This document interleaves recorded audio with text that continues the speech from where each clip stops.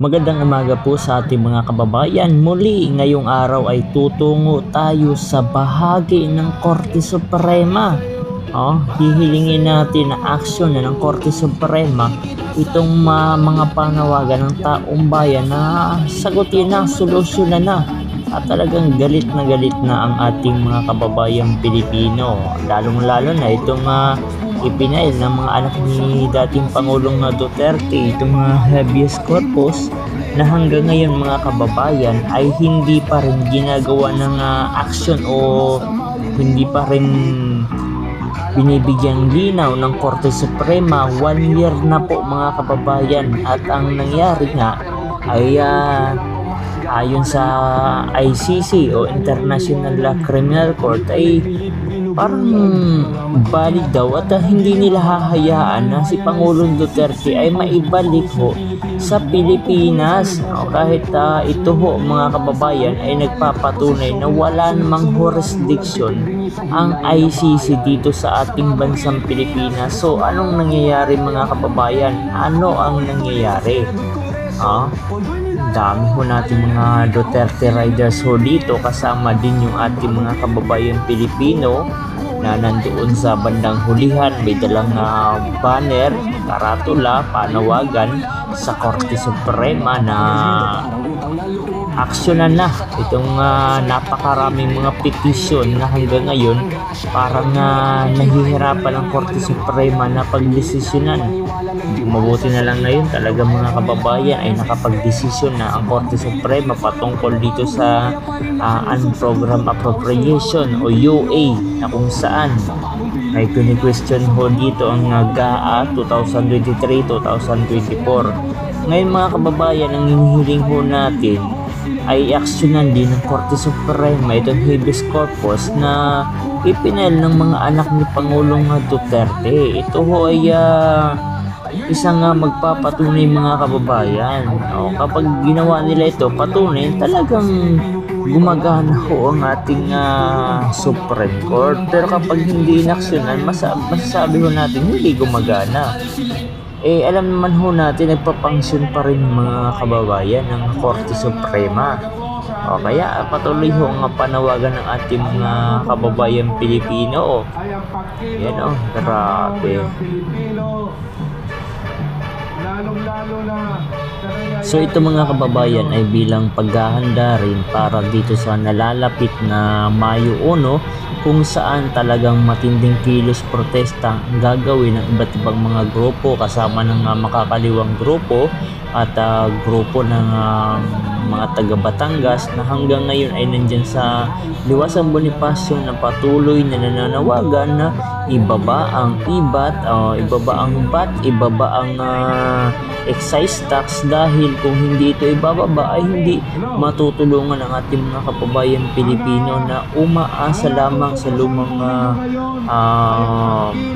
bilihin, subalit ang kanilang mga sahod naman, lalong-lalo na yung mga taga-probinsya ay napakababa, pero ang bilihin mas mataas. Kaya naman yan ang panawagan nila. Pero pag hindi talaga umaksyon itong si Bongbong Marcos, Mayo 1, matindi ho ito mga kababayan. Dapat ho natin itong abangan. Ang pagtaas ng presyo ng mga gasolina, yan po ang hindi matanggap ng mamayang Pilipino dito sa nagaganap sa ating krisis. Hindi po nakakatulong ang krisis, yung impeachment na yan. Ang gusto natin ay pangmatagalan yung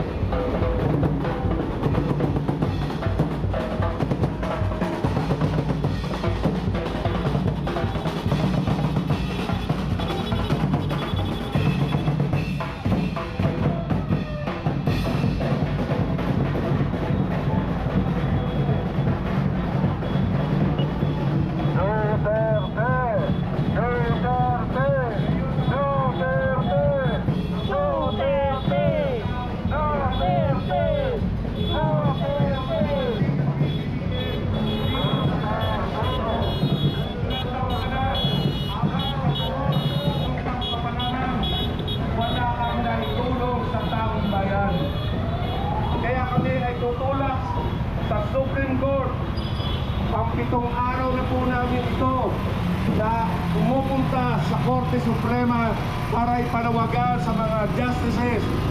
Ibaba na yung nakapending na mga kaso diyan.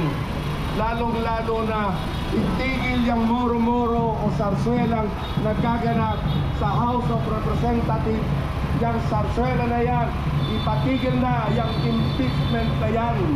Hindi po yan ang solusyon sa nararanasan ng kagutuman ng taong bayan. Pangalawa, ngayon po huhusgahan yung dati nating presidente sa ngalan ni Tatay Digong, 1 taon na mahigit. Hanggang ngayon yung petition for habeas corpus ay hindi pa rin nadidesisyonan. Magdidesisyon mamaya, buong mundo sasaksihan na naman ang sarswela sa International Court. Papaano nila binaboy itong korte natin?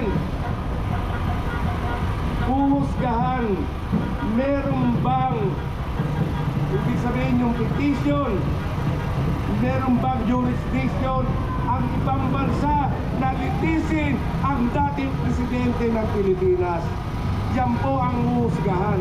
Kaya nakatingin po sa atin ang international. Ano ang gagawin ng Netherlands na yan?